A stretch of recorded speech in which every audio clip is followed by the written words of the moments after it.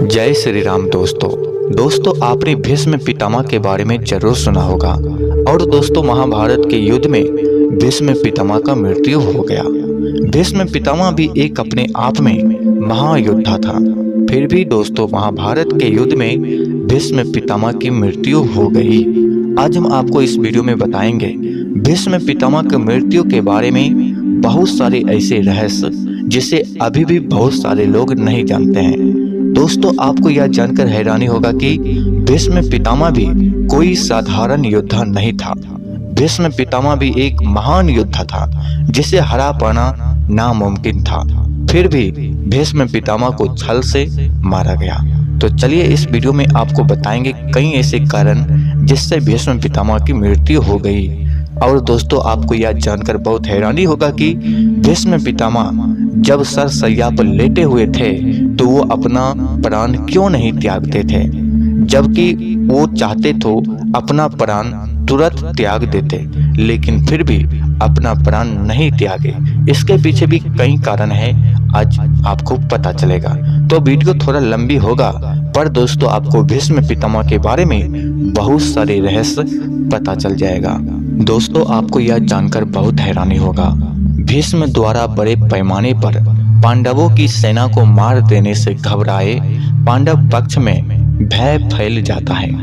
तब श्री कृष्ण के कहने पर पांडव भीष्म के सामने हाथ जोड़कर उससे उनकी मृत्यु का उपाय पूछते हैं। भीष्म कुछ देर सोचने पर उपाय बता देते हैं। इसके बाद भीष्म पंचाल तथा मत्स्य सेना का भयंकर संहार कर देते हैं। फिर पांडव पक्ष युद्ध क्षेत्र में भीष्म के सामने शिखंडी को युद्ध करने के लिए लगा देते हैं। युद्ध क्षेत्र में शिखंडी को अपने सामने डटा देखकर भीष्म अपने अस्त्र शस्त्र त्याग देते हैं और निहत्थे खड़े हो जाते हैं, क्योंकि भीष्म की प्रतिज्ञा थी कि वे किसी स्त्री से युद्ध नहीं लड़ेंगे।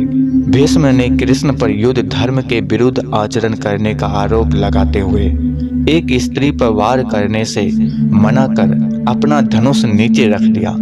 कृष्ण ने भीष्म को उत्तर दिया कि आपने हमेशा ही अपने द्वारा निर्धारित मानदंडों पर निर्णय लिए हैं और धर्म की अवहेलना की है।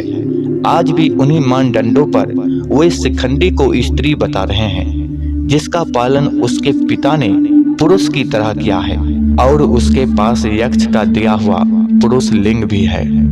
भीष्म के सामने अपने रथ पर खड़े शिखंडी ने लगातार भीष्म पर तीरों से वार किया, लेकिन भीष्म के कवच से तीर टकराकर गिर जाते थे। शिखंडी के तीरों में इतनी शक्ति नहीं थी कि भीष्म के छाती को छेद कर पाते। तब अर्जुन भी पीछे से भीष्म पर वार करने लगे। अर्जुन और शिखंडी के तीरों के रंग एक थे, इसलिए और नजर कमजोर होने के कारण भीष्म अर्जुन के तीरों को पहचान नहीं पाए। इस तरह शिखंडी के तीर के साथ साथ अर्जुन के तीर भी चल रहे थे और दोनों का कलर एक ही रंग के थे। अर्जुन के तीरों से भीष्म का शरीर छलनी हो जाता है। कहते हैं कि शिखंडी ने अपने रथ पर खड़े होकर लगातार 2 दिनों तक भीष्म पर तीरों से वार किया था, लेकिन उसके तीर भीष्म के कवच से टकराकर गिर जाते थे, उसको भेद नहीं पाते थे। अब दोस्तों आप जान लीजिए, जब भीष्म को तीर लगा तब भीष्म जब सरसैया पर लेटे हुए थे तो अपना प्राण क्यों नहीं त्याग रहे थे।